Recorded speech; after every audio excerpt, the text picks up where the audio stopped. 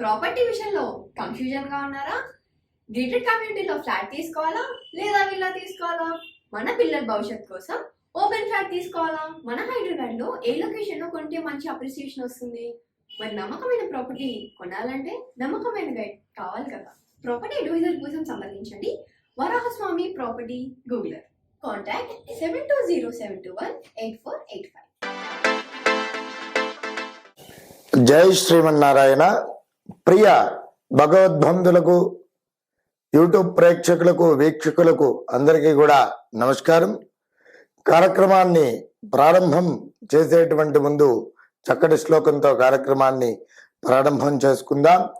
శ్రీ విద్యాం జగదాం దాత్రిం దుర్గస్థితి లయేశ్వరీం నమామి లలితా నిత్యం మహాత్రిపుర సుందరీం చతుర్భుజే చంద్రకళావతాంసే కుజున్నతే కుంకుమారాకచూనే పుండ్రక్షపాజాం భుజపుష్పవానాం మస్తే నమస్తే జగదేకమాతః జ్ఞానానందమయం దేవం నిర్మలా స్ఫటికాకృతిం ఆధారం విద్యానం సర్వ విద్యానాం హయగ్రీవముపహాస్మయే. యూట్యూబ్ ప్రేక్షకులకు, వీక్షకులకు అందరికీ కూడా నమస్కారం. కార్యక్రమాన్ని ప్రారంభం చేసుకునేటువంటి ముందు చక్కటి శ్లోకంతో కార్యక్రమాన్ని ప్రారంభం చేసుకుందాం. శ్రీ విద్యాం జగదాం దాత్రిం స్వర్గస్థితి లయేశ్వరీం నమామి లలితా నిత్యం మహాత్రిపుర సుందరీం చతుర్భుజే చంద్రకళావతాంసే కుజున్నతే కుంకుమారాకచూనే పుండ్రక్షపాజాం భుజపుష్పవానాం మస్తే నమస్తే జగదేకమాతః జ్ఞానానందమయం దేవం నిర్మలా స్ఫటికాకృతిం ఆధారం సర్వ విద్యానాం హయగ్రీవముపాస్మయే. జై శ్రీమన్నారాయణ. ఈరోజు కార్యక్రమంలో భాగంగా మరి మేషాది మీన పర్యంతం అనగా ద్వాదశ రాశుల వారికి ధనయోగాలు మరి కలగాలంటే ఏ విధమైనటువంటి పరిహారాలు చేసుకోవాలి, అలాగే ఏ విధమైనటువంటి దేవతార్చన చేసుకున్నట్లయితే బాగుగా ఉంటుంది, ఏ విధమైనటువంటి హోమ ప్రక్రియలు కానివ్వండి, దానాదులు కానివ్వండి, విశేషమైనటువంటి ప్రక్రియలు కానివ్వండి, ఏవి చేసుకుంటే ఈ మేషాది మీన పర్యంతం 12 రాశుల వారికి ఏ విధంగా బాగుగా ఉంటుంది అనేటువంటి విషయాలు ఏమిటి ఈ వీడియోలో క్షుణ్ణంగా తెలుసుకుందాం. మరి మేషాది మీన పర్యంతము మరి ధనయోగాలు కలగాలంటే ఏ విధమైనటువంటి రాశితత్వ ఆధారంగా గ్రహ రాష్ట్రాధిపతి అయినటువంటి గ్రహాలు కూడా అనుకూలంగా ఉండాలి.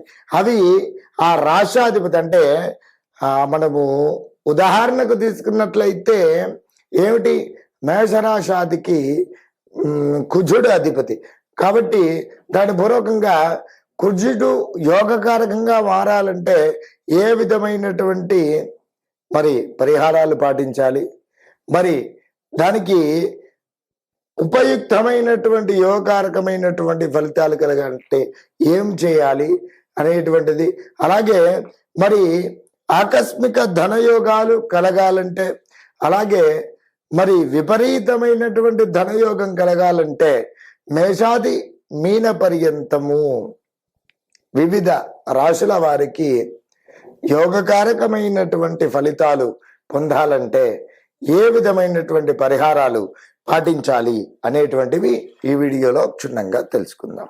ఆకస్మిక ధనయోగము అలాగే ఆర్థిక పరమైనటువంటి విషయాలలో మంచి పురోభివృద్ధి సాధించడానికై గనక చూసుకున్నట్లయితే పరిహార మార్గాలలో భాగంగా ముఖ్యంగా మహాలక్ష్మి అమ్మవారి యొక్క మూల మంత్రముతో ఏమిటి హోమము అనేటువంటిది జరిపించినట్లయితే ఆకస్మిక ధనయోగం కలుగుతుంది. ఆ హోమము చక్కగా ఏమిటి బిల్వపత్రములతో చేసుకున్నట్లయితే ఆకస్మిక ధన ప్రాప్తి కలుగుతుంది. అలాగే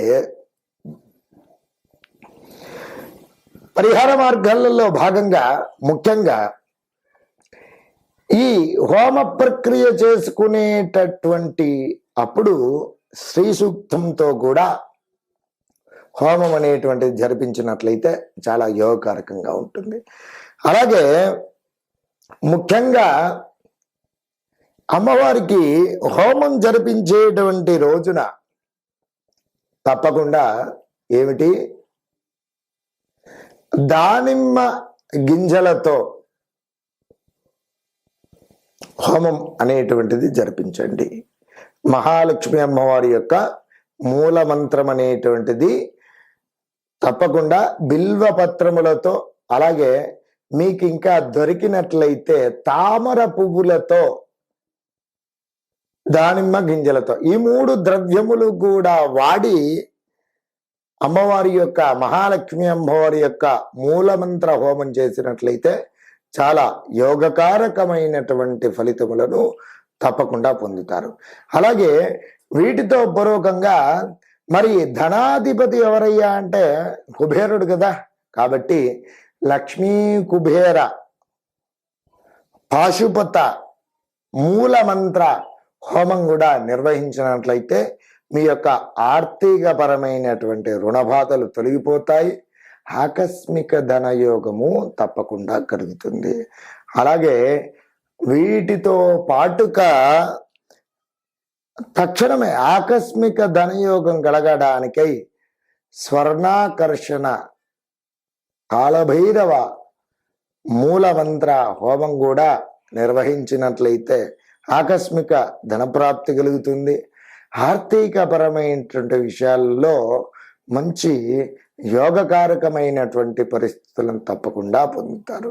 అయితే ముఖ్యంగా లక్ష్మీ కుబేర అలాగే మహాలక్ష్మి మూలమంత్ర హోమం నిర్వహించడానికై శుక్రవారం రోజున నిర్వహించండి. అలాగే స్వర్ణాకర్షణ కాలభైరవ మూలమంత్ర హోమము గనక చూసుకున్నట్లయితే ఆదివారము లేదా అమావాస్య, అష్టమి, నవమి తిథులలో గనక చేసుకున్నట్లయితే ఆకస్మిక ధనప్రాప్తి అనేటువంటిది కలగడము, అలాగే విశేషమైనటువంటి ధనాభివృద్ధి కలిగేటువంటి సూచనలు ఉన్నాయి. ఈ విధంగా చేసుకున్నట్లయితే 12 రాశుల వారు అందరూ కూడా చక్కగా యోగకారకమైనటువంటి పరిస్థితులను తప్పకుండా పొందుతారు. కన్యా రాశి వారు ఎవరైతే ఉన్నారో వారికి ఆకస్మిక ధనయోగము, అలాగే ఆర్థికపరమైనటువంటి విషయాలలో యోగకారకమైనటువంటి పరిస్థితులు పొందాలి అని గనక చూసుకున్నట్లయితే ఏ విధమైనటువంటి పరిహారాలు పాటించాలనేటువంటిది ఈ వీడియోలో తెలుసుకుందాం. కన్యా రాశి వారు ఏ నక్షత్రాల వారు అవుతున్నారయ్యా అంటే ఉత్తర నక్షత్రము 2, 3, 4 పాదములు, అలాగే హస్త నక్షత్రం 1, 2, 3, 4 పాదములు, చిత్త నక్షత్రం 1, 2 పాదముల వారు కలిసి ఏమిటి మరి కన్యా రాశి వారు అవుతున్నారు. వీరి యొక్క జాతక లక్షణాదులు గనక గమనించినట్లయితే వీరు సుందరమైనటువంటి రూపలావణ్యం కలిగినటువంటి వారు, అలాగే యవ్వన వార్ధక్యములందు సుఖములను అనుభవించేటువంటి వారు, మరి నీతిపరులు, సత్యవంతులు, వాక్శుద్ధి కలిగినటువంటి వారు, మరి కామకోరికలు ఎక్కువగా కలిగినటువంటి వారు, మంచి వ్యాపారవేత్తలుగా ఉంటారు, మంచి ప్రియవచనములు కలిగేటువంటి వారు, అలాగే ఇతర ప్రదేశముల యందు నివసించేటువంటి మనస్వభావం కలిగినటువంటి వ్యక్తులు, ధర్మ కార్యక్రమములు చేసేటువంటి వారు, నృత్య, గీత, వాయిద్య, పుస్తక, చిత్ర లేఖనాదిలందు విశేషమైనటువంటి ప్రావీణ్యం కలిగినటువంటి వారు. ఇవి వీరి యొక్క జాతక లక్షణాలు. కన్యా రాశి వారికి ముఖ్యంగా మంచి ఆర్థికమైనటువంటి పురోభివృద్ధి కానివ్వండి, మరి అలాగే మరి ఆర్థిక పరమైనటువంటి యోగం కలగాలి, ఆర్థిక యోగాలు, ధన యోగాలు కలగాలంటే ఏం చేసుకోవాలి అని గనక వీరికి గనక చూసుకున్నట్లయితే కన్యా రాశి వారికి అధిపతి బుధుడు కావడం పూర్వకంగా బుధుడి యొక్క అనుగ్రహం ఉన్నట్లయితే వీరికి చాలా యోగకారకమైనటువంటి ధనయోగం కలుగుతుంది. కాబట్టి ఈ కన్యా రాశి వారు ప్రతి బుధవారమును కూడా ఏకభుక్తో అనగా ఒక పూట భోజనం చేసుకుంటూ బుధగ్రహానికి ప్రీతికరమైనటువంటి ఆకుపచ్చని రంగు గల దుస్తులు ధరించుకుంటూ మరి ఆవు నేతితో బుధగ్రహానికి చక్కగా దీపారాధన చేయండి. అలాగే తులసీ దళముతో బుధగ్రహానికి అర్చన చేయండి. పెసర్లతో కూడినటువంటి ప్రసాదము చక్కగా బుధగ్రహానికి నివేదన చేయండి. ఏదైనా వైష్ణవ దేవాలయంలో పెసర్లతో కూడినటువంటి ప్రసాదము ఏదైనా సరే నివేదన అనగా ప్రసాద వితరణ గనక చేసుకున్నట్లయితే చక్కటి యోగకారకమైనటువంటి పరిస్థితులను తప్పకుండా పొందుతారు. ఆర్థికపరమైనటువంటి పురోభివృద్ధి తప్పకుండా సాధిస్తారు. అలాగే ఆకుపచ్చని రంగు గల పళ్ళు కానివ్వండి, మరి దుస్తులు కానివ్వండి, పేదలకు కానివ్వండి, వృద్ధులకు కానివ్వండి, బ్రాహ్మణులకు కానివ్వండి నివేదన చేయడం పూర్వకంగా కన్యారాశి వారు ఎవరైతే ఉన్నారో వారందరికీ కూడా ఆకస్మిక ధనయోగం కలుగుతుంది, ధనాభివృద్ధి కలుగుతుంది. అలాగే ఇష్టదేవత, కులదేవత ఆరాధన చేసుకోవడం అనేటువంటిది చాలా ముఖ్యమైనటువంటిది. కాబట్టి విడవకుండా కన్యారాశి వారు ఎవరైతే ఉన్నారో తమ యొక్క ఇంటి ఆచారం ప్రకారం కులదేవత కానివ్వండి, ఇష్టదేవత కానివ్వండి, వాటి యొక్క ఆరాధన విడవకుండా చేసుకున్నట్లయితే తప్పకుండా మీకు ఆకస్మిక ధనయోగం చక్కగా తప్పకుండా ఆర్థికపరమైనటువంటి విషయాలలో మంచి పురోభివృద్ధి తప్పకుండా సాధిస్తారు. Hi, my name is Gautam and I actually stay in Malkajgiri itself. Like, I had this back pain. It's been 1.5 years. I have tried many treatments like chiropathy, oil massage, physiotherapy especially, but it didn't work out as much like what I expected.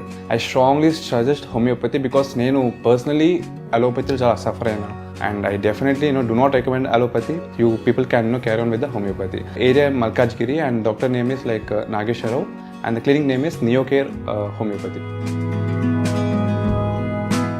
ముఖ్యమైనటువంటి విషయము ఏమిటి అనగా ఆకస్మిక ధనయోగము కలగాలంటే, అలాగే ధనయోగాలు మన అన్ని రాశుల వారికి అలాగే మరి మనకి కలగాలి అని చెప్పి అనుకున్నట్లయితే కొన్ని శాస్త్రంలో చెప్పబడినటువంటి విషయాలు ఏమిటి అంటే, ముఖ్యంగా ప్రతినిత్యమును కూడా కులదేవత ఆరాధన అనేటువంటిది విశేషంగా చేసుకుంటూ ఉండాలి. అలాగే ఇష్టదేవత ఆరాధన అంటే తమకు ఇష్టమైనటువంటి దేవీ దేవత ఆరాధన అనేటువంటిది ప్రతినిత్యము కూడా అనుసంధానం చేసుకుంటూ ధూప దీప నైవేద్యములు ప్రతినిత్యము కూడా చేసుకున్నట్లయితే ప్రతి రాశి వారికి కూడా యోగకారకమైనటువంటి ఫలితములు, ధనయోగములు అన్నీ కూడా సిద్ధిస్తూ ఉంటాయి.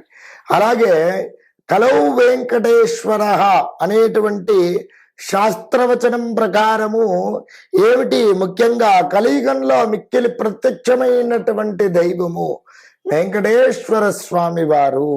కాబట్టి ఆ వెంకటేశ్వర స్వామి వారికి ఏమిటి అనగా ప్రతి శనివారమును కూడా వెంకటేశ్వర స్వామి వారి యొక్క చిత్రపటమును ఉంచి చక్కగా స్వామివారికి తులసి దళములతో ఏమిటి మరి అర్చన గావించి ఒకటి తులసి దళ మాల అనేటువంటి స్వామివారికి ఏర్పాటు చేసి ఆవు నేతితో దీపారాధన అనేటువంటిది గావించి మరి సుగంధ పుష్పములతో స్వామివారికి అర్చన అనేటువంటిది నివేదించి మరి చక్కగా స్వామివారికి షోడశోపచారములతో గనక పూజించినట్లయితే విశేషమైనటువంటి యోగకారకమైనటువంటి ఫలితములను తప్పకుండా పొందుతారు. అలాగే స్వామివారికి వెంకటేశ్వర స్వామి వారికి ఎవరైతే ఆర్థిక రుణ బాధలతో పీడింపబడుతున్నారో, అలాగే ఎవరికైతే ధనయోగము కలగాలని చెప్పి ఆశిస్తున్నారో స్వామివారికి చక్కగా ఏమిటి అనంటే వెంకటేశ్వర స్వామి వారికి ఒక తెలుపు వస్త్రము తీసుకొని దాన్ని చక్కగా ఏమిటి పసుపు కలిపిన నీళ్ళల్లో ఉంచి దాంట్లో కాస్త ఏమిటి పచ్చకర్పూరం కలిపి అందులో ఏమిటి కాస్త తడిపేసి చక్కగా మరి అందులో పసుపు, కుంకుమ, పచ్చకర్పూరము, అలాగే 2 ఖర్జూరములు, 2 వక్కలు, 2 పసుపు కొమ్ములు మీ యథాశక్తి దక్షిణ అంటే ఏమిటి ఒక 100 రూపాయి కానివ్వండి, 500 రూపాయి కానివ్వండి, 1000 రూపాయి కానివ్వండి, అందులో ఉంచి చక్కగా దాన్ని ముడి వేసుకొని స్వామివారి యొక్క ఆ ముడుపు కట్టినటువంటి ఆ వస్త్రమునకు చక్కగా తిరునామం అనేటువంటిది పెట్టి 9 శనివారములను కూడా ఆ వెంకటేశ్వర స్వామి వారి యొక్క ఏమిటి ఆ చిత్రపటం దగ్గర దీపారాధన చేసుకుంటూ దీనికి కూడా షోడశోపచార పూజములు అనేటువంటి చక్కగా జరిపించినట్లయితే మీ యొక్క ధనపరమైనటువంటి విషయాలలో యోగకారకమైనటువంటి ఫలితములను తప్పకుండా పొందుతారు. ఆర్థిక పరమైనటువంటి రుణ బాధలు తప్పకుండా తొలగిపోతాయి. ఈ విధంగా చేసుకున్నట్లయితే మంచి చక్కటి యోగకారకమైనటువంటి ఫలితము పొందుతారు. అలాగే ఈ 9 శనివారములు చేసుకున్నటువంటి పిదప ఎవరైనా మరి వెంకటేశ్వర స్వామి వారి యొక్క దేవాలయంలో హుండీలో వేసినట్లయితే, లేదా ఎవరైనా తిరుమల తిరుపతి వెంకటేశ్వర స్వామి వారి సన్నిధికి వెళ్ళినట్లయితే, వారికి ఇచ్చి పంపించినట్లయితే, ఆ హుండీలో వేసినట్లయితే మీ యొక్క కోరిక తప్పకుండా సఫలీకృతం అవుతుంది.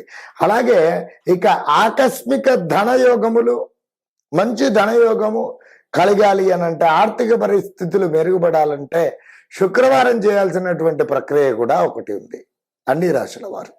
ఏమిటనగా ప్రతి శుక్రవారమును కూడా చక్కగా అభ్యంగన స్నానమును ఆచరించి మరి ప్రాతకాలంలో నిద్రలేచే స్నాన సంధ్య అనుష్ఠానం చేసుకొని చక్కగా అమ్మవారికి ఏమిటి మహాలక్ష్మి అమ్మవారికి చక్కగా బిల్వ పత్రములతో అర్చించి ఆవు నేతితో ఎర్రని ఒత్తితో మహాలక్ష్మి అమ్మవారికి చక్కగా దీపారాధన చేసుకోవాలి.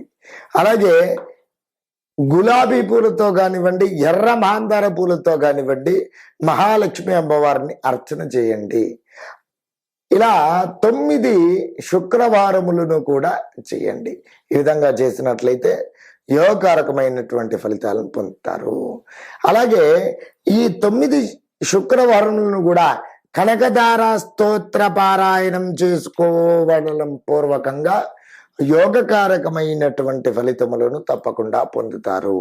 అలాగే ఈ ప్రతి శుక్రవారమును కూడా 9 శుక్రవారములను కూడా మహాలక్ష్మి అమ్మవారి యొక్క మూల మంత్రము ఏమిటి అనగా ఓం శ్రీం హ్రీం శ్రీం కమలే కమలాలయే ప్రసీద ప్రసీద శ్రీం హ్రీం శ్రీం మహాలక్ష్మై నమః అనేటువంటి ఈ యొక్క మహామంత్రాన్ని స్మరించుకుంటూ చక్కగా కుంకుమార్చన చేస్తూ ఉండండి ఒక 108 సార్లు.